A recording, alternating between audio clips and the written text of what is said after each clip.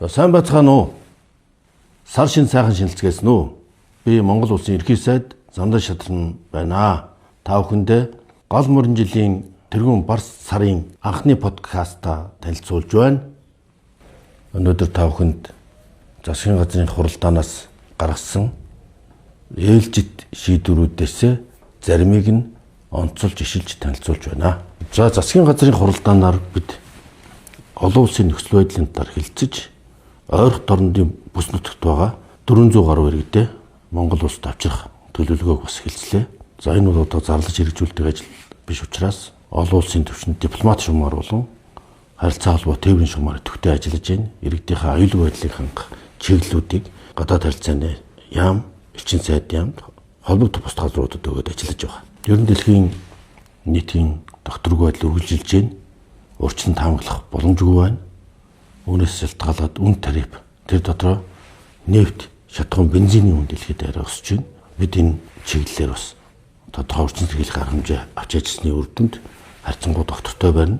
Гэхдээ бүгд найрамдах хятад ард улс бол Иранаас ус нефть авдаг улс. За тийм учраас олон улсын зах зээлд бол дизель 95 дээр бас бааз зургууны хэлбэлцэл гарах байх. Нэг ард иргэд маань ойлгомжтой итгэж байна. Дэлхийн техникийн байдал юм байна. Хацгүй бид одоо өөрсдөө нефтийн үйлдвэрийг шуурхайлах ажлыг уламжуулж байгаа, эрчимжүүлж байгаа. Тийм учраас нефтийн үнийн асуудал бүтээгдэхүүнд тодорхой хэмжээгээр бол нөлөөлөх боловч энэ удаа бол маш багаар нөлөөлөх тийм одоо зорилттой бид ажиллаж байна. Өнгөрсөн оны эдийн засгийн өсөлт зарим салбарт бодиттой ахиц өөрчлөлтүүдийг гаргасан. Энэ эдийн засгийн өгөөжийг ард иргэд өрх бүрийнхээ үд хаалгаар оруулах зорилгоор хөдөлмөр эрхлэлтийг дэмжих жил болгон зарлаж ажиллаж байгаа хөдөлмөрлөж байгаа хүн болгоноо дэмжих бодлогын чиглэл заалтуудыг гаргалаа. Энэ бол татвар, зээл, ажлын байр бий болох цогц төлөвлөгөө юм. Энд ахын дуудын ажил эрхлэлтийг яаж дэмжих үү? Эмэгтэйчүүдийн ажил эрхлэлтийг яаж дэмжих үү? Залуучуудын ажил эрхлэлтийг яаж дэмжих үү гэсэн тодорхой бүлгээр зорилттой бүлгүүдэд чиглэсэн тодорхой ажил арга хэмжээнүүд хэрэгжүүлэх юм. За энэ дотроо бид ядуурлыг бууруулах хөтөлбөр санаачлах уриалгыг хэрэгжүүлж ерхий сайдын албан даалгавар гаргахаар тогтлоо засгийн газрын хуралдаанаас. Өнгөрсөн оны эдийн засгийн өсөлт 6.8% хүрч одоо бидний төсөөлж таамаглаж яснаас их өндөр гарсан. Оны ихэнд биднийг ажил авч яхад эхний хагас жилийн байдлаар экспорт 5.4 тэрбум доллар байсан бол оны эцэст 15.7 тэрбум доллар болж 3 дахин нэмэгдсэн. Бид 3 дахин илүү хурдтай, 3 дахин илүү үр дүнтэй, бүтээмжтэй ажилласны үр дүнд эдийн засгийн бүхий салбарт бодит тоон ахиц өөрчлөлтүүд гарсан. Эдийн засгийн бодит тоон өөрчлөлтүүдийн талаарх үндэсний статистикийн хорооны одоо мэдээлэлээр тоо баримтанд дээр тулгуурлаж гаргасан мэдээллүүдийг та бүхэн карт гэсэн хэсгийг татаж дэлгэрэнгүй сонирхоорой.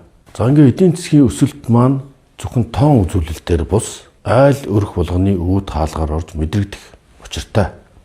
Мэдээж төсвийг таньж төрийн зардлыг багасгасан учраас төсвөөс хараад шууд санхүүждэг зарим салбарт давуу тал гаргасан үнэ. Гэхдээ бидэнд хүнд үеийг даван туулаад багш эмчнэрийнхээ цалин нэмэгдүүлсэн цаашдаа дистаратагаар бодлоготойгоор төрийн аль багштийнхаа цалин бүтээмжийг зэрэг нэмэгдүүлж $1000 одоо 3 сая 500 мянга төгрөгт дундад цалинг хүрэх зорилтыг хэрэгжүүлнэ. За энэ дотроо бид ядуурлыг бууруулах үндэсний санаачлах ерхий сайдын албан даалгавар гаргалаа. За энийг макро эдийн засгийн макро чиглэлийн маш олон ажлууд төлөвлөгдсөн. Ядуурлыг бууруулах үндэсний санаачлагыг хэрэгжүүлэхийн тулд хөдөлмөр эрхлэлтийг дэмжих зээл, татвар, нийгмийн хариуцлагын бодлого гэдэг зохицол олон ажлууд бий. Гэхдээ томьёолж, багцалж хэлэх юм бол багийн, сумын, аймгийн засаг дарга нар, хотын, дүүргийн, хорооны засаг дарга нар, хэсгийн ахлагч нарын 26 оны ажлын үндсэн үзүүлэлт үүрэг зорилго бол айл өрх болгонтой тулж ажиллаж эмзэг бүлэг, зорилттой бүлгийн тодорхой нэртэй устай хариуцсан авч ажиллаад ядуурлаас гарах эзэн биетэй, хариуцах эзэнтэй, тодорхой мөрийн хөтөлбөртэй бодлого зорилтыг хэрэгжүүлэх явдал. Энүүгээр нь бүх шатны засаг дарга нарын ажлыг дүгнэн сумын засаг дарга нар ядуурлаг ус болж ажиллах хэрэгтэй.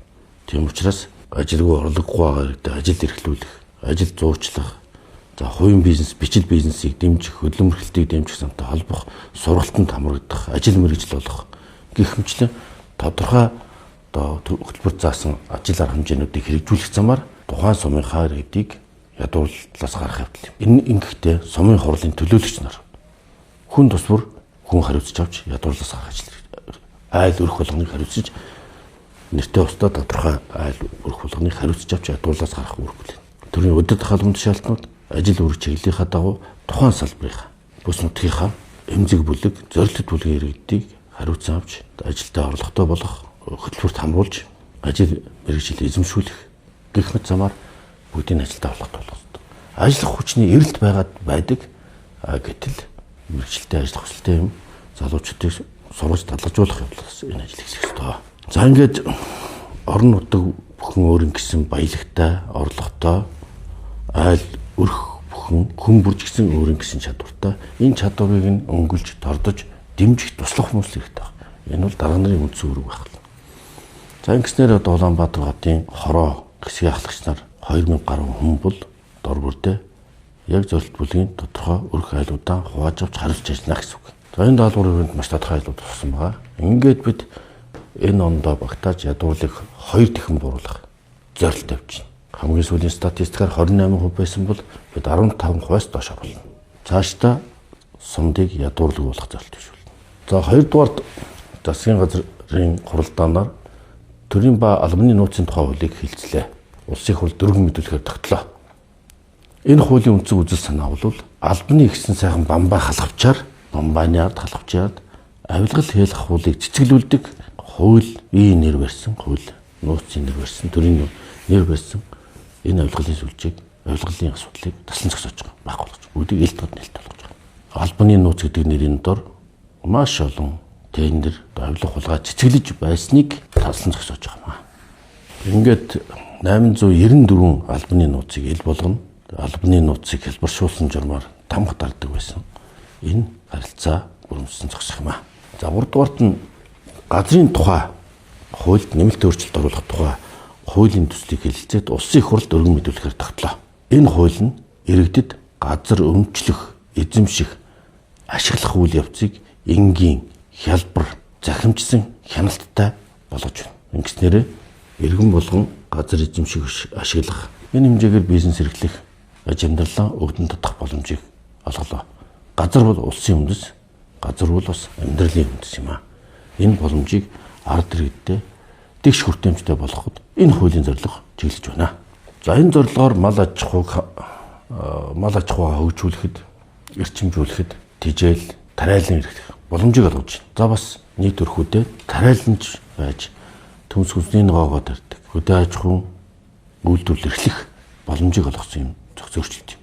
За тариаланчдын хувьд бол одоо манай Сэлэн Төв аймаг нутагт газар зохион байгуулалтаа сайжруулж тариалангын талбайгаа нэмэгдүүлэх хэмжээл гэсэн. Бид тариаланчтайгаа уулзаж энэ хаврын тариалтыг нодон жилийнхоос эрс нэмэгдүүлэхээр тогтлоо. Тухайлбал 372 мянган газарт үр тариа тарина. Үүнээс 312.7 мянган газарт Улаанбаатар тариална. Өнгөрсөн жилийнхаас бол эрс нэмэгдэж байна гэсэн үг. Ингэснээр бид дотоодын үйлдвэрлэлээр Монголынхаа газар шороо хөрсөн дургасан эрүүл органик хүнс, гурил, Улаанбаатар төмс хүнсний ногоогоор иргэдэд хангах боломжийг бүрдүүлнэ. За энэ зорилгоор бол бид тариаланчдын зөвлөгөөнд тариаланчдын тулгымцсан асуудлуудыг, газрын асуудлыг, үрийн асуудлыг, техник, технологийн шийдлийн асуудлыг шийдвэрлэх ажлын хэсгийг байгуулан үүрэг даалгаварч ажиллаж байна. Хаврын тариалтаа зөргөнөөр болцсоор энэ дашимд нийт иргэдэд уриалж байна. Хашаанда за бас энэ газрын тухай хуулиар боломж олгож байгаа одоо өөрсдөө хүсэж авах газартаа хөдөө орон нутгатаа дор бүрнээ тариалан эрхэлцгээе. Мод тарий, төмс хүнсний ногоогоо тарий, малын тижээлээ тарий. Бүх хэрэгэд одоо хашаанда ногоо тарьдаг соёл хөвчүүлээ. Энэ бол ус өнөөгийн нэг зэгтэй цаг үед өөрсдөөс хүнсний аюулгүй хангамжийг шийдэж байгаа. Эрүүл аюулгүй хүнсний тодорхой бодлого чиглэл. Ингээд нийт ард иргэдэд хаврын тариалалтаа идэвхтэй бэлтгэж бүгдээрээ тариалан чулахыг уриалж байна. Газар бол амьдралын үндэс. Газраас бичсэн мөрөө амьдралаа хавруулцгаая гэж уриалж байна. Газрын хуулийг тойрсон буруу ташаа ойлгох зорилготой олон мэдээлэл явж байна. Энэ бол бэлчээрээ хашаалах тухай огт ойлголт биш. Өвлжөө хавар жааныхаа газарт л тариал эрхлэх, малын тижэл төмс хүлсний гоо тариалах боломжийг олгож байгаа. Олон айлууд хашаа хорондоо малын тижэл тарьж байгаа. Маш сайн ургадсан бил. Ягаад гэвэл өөрөө өтөг бууц чинь бордоо болдог учраас. Энэ чинь өвлийг үнтэй давах, мал аж ахуйгаа арчимжуулах. За цаашлаад одоо махны үн тогтвортой чанартай байх. Энэ олон боломжийг бүрдүүлж байгаа. Ер нь энэ дашаа мэдээлэл түгээж, худал мэдээлэл түгээдэг юм ихэд дэлгэрч байгаад харамсаж байна. Манай засгийн газар маш хүнд үед гэрэл цэглэгээ, арчим хүч, бензин шатхуун хүндрэлтэй байсан бүх асуудлуудыг шийдээд төсөв мөнгө маш хүндэрсэн байхад асуудлыг шийдээд урагшаа явж байна. Урагшаалгаж байна, асуудлуудаа шийдэж байна. Бод үр дүнгууд гарч байна. Эдийн засгаа одоо дэлхийн хэмжээнд өндөр тооцогдох эдийн засгийн өсөлтүүдийг бий болгож байна. Бүх төрлийн үйлдвэрлэлүүд нэмэгдэж байна. Үндэсний үйлдвэр сэргэж байна. Гэтэл одоо жишээлбэл бид түүрийг 50% нэмэгдүүлнэ гэж огт хэлээг байхад эвлүүлэг хийгээл 50% нэмэх гэж байна гэж дараа нь хүлээлт үүсгэдэг. Ийм нэг давуулан худал мэдээлэл тараадаг маш олон технологиуд хэрэгжиж байгаа. Энэ бол орчин үеийн одоо нийгмийн сүлжээнд гардаг нэг худал мэдээлэл гэдэг. Ямар ч хүнийг татвараас чөлөөлөөгүй. Харин ч бид татварын хөнгөлт чөлөөлөлтийг байхгүй болгож байгаа. Тэгтэл нэг компани татварыг хөнгөсөн чөлөөлсөн ч гэх шиг ийм орон зохион мэдээлэлд ард иргэд маань хянуур болгоомжтой хандаж шалгаж тодруулж байхыг хүсэж байна. Засгийн газар нь бүхий л чадлаараа бид шударга сэг тогтоох, авилах хулгайтай тэмцэх ажлуудаа тууштай үргэлжлүүлж байна. Энэ зарлаа тэгээд ойдог ажил биш ч гэсэн бид нар бол ийм чиг шумаа гэж ажиллаж байгаа. Энийн үр дүнд бодит эдийн засгийн ахиц өөрчлөлт гарч байгаа. Энийгээ та бүхэндээ бас тайлбарж ярьж байгаа юм аа. Ингээ одоо нэлээд гүтгэлэг, доромжлол, сөрөг худлаа дайралтуудыг даваад бид нар ажиллаа хийж байна. Ажлууд амжилтанд хүрж байна. Ард иргэд маань энийг үнэн зөвөр нь ялгаж, салгаж харж чадна гэдэгт итгэлтэй байгаа. За дараагийн асуудал бол Улаанбаатар лүнгийн чиглэлийн 4-ны замыг өргөтгөж 6-ны зам шинэ траасаар зам тавихаар шийдвэрлэлээ. Гол асуудал нь шинэ тараас, шинэ чиглэлээр зам. Бол хуучин замыг хулаа ичдэг.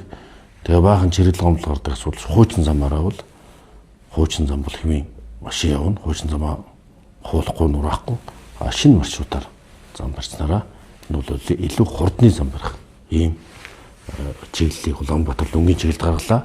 За ингээ энэ бол эхний хэсэг нь. Лүнгээс цаашаа хар хорин шинэ хот хүртэл бас 6-ны замыг бид барьж байх болно. За энийг бол бид аль болох улсын төсвийн хөрөнгө оруулалтгүйгээр BOT буюу барьж ашиглах, шилжүүлэх зарчмаар хийх нь зүйтэй гэж бодож байгаа. Энэ илүү эдийн засгийн үр ашигтай ард иргэд татвар төлөгчдийн мөнгийг зарцуулахгүй. Эдийн засгийн үр ашигаар санхүүждэг ийм замуудыг энэ жил эхэлнэ.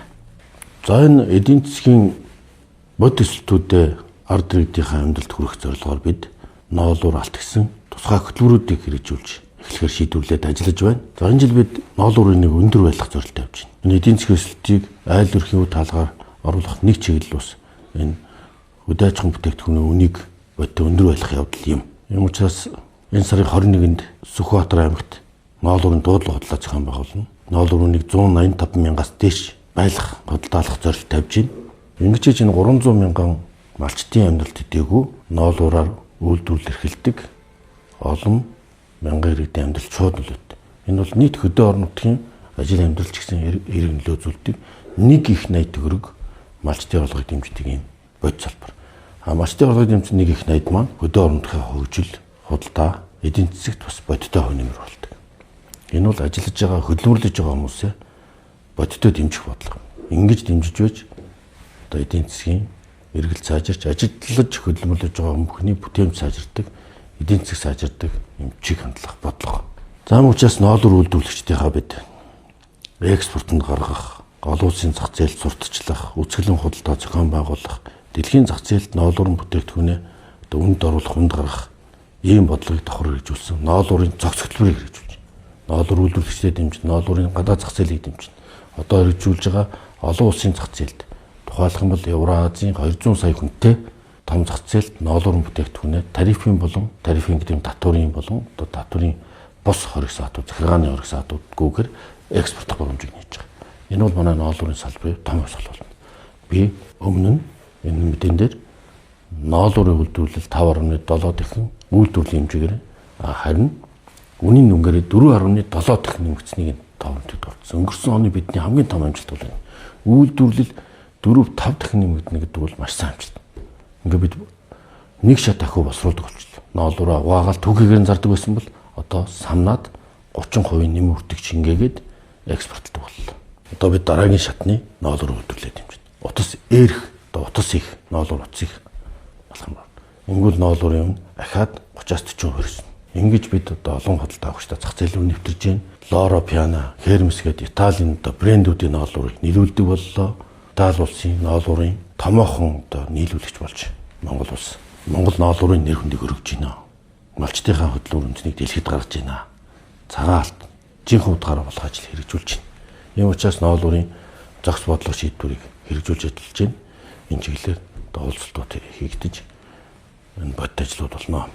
За хоёрдугаарт нь бид банкны салбарын тохиолдлаа. Банкны зээлийн хөв бууруулах тодорхой санхүүжилтийг тавьж байна. Зээлийн хөв бууруулах стратеги хэлцлээ. Энэ бүхэн маань бодит ажлын үр дүнгөө өгнө. Ноолуурын салбартаа ч өгнө. Алт валют, эдийн засаг, эрс сайжрах нөхцөлийг бүрдүүлэх юм аа. Гараа сайн бол барай сайн гэдэг энэ оны эхний сарын эдийн засгийн үр дүнгууд маш сайжирч байна.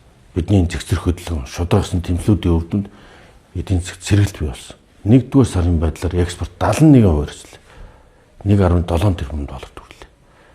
Одоо 1 тэрбум доллар орчим байдаг гэсэн бол 1.7 болж 70% өслөө. За энэ бол одоо аялал жуулчлал, бодит эдийн засаг, уулуурхай эдийн засаг бүх талаараа бас жоохон шинж. Ингээ энэ чиг хандлага барай явахад эх оны эсэхэд эдийн засаг маань ард иргэдийнхаа үүд хаалгаар орж айл өрх болгонд бодит одоо өгөөж өгсөн жил байх болно энэ мөр жил маань. Ийм сайхан ихтэлд гарч байгаа жил.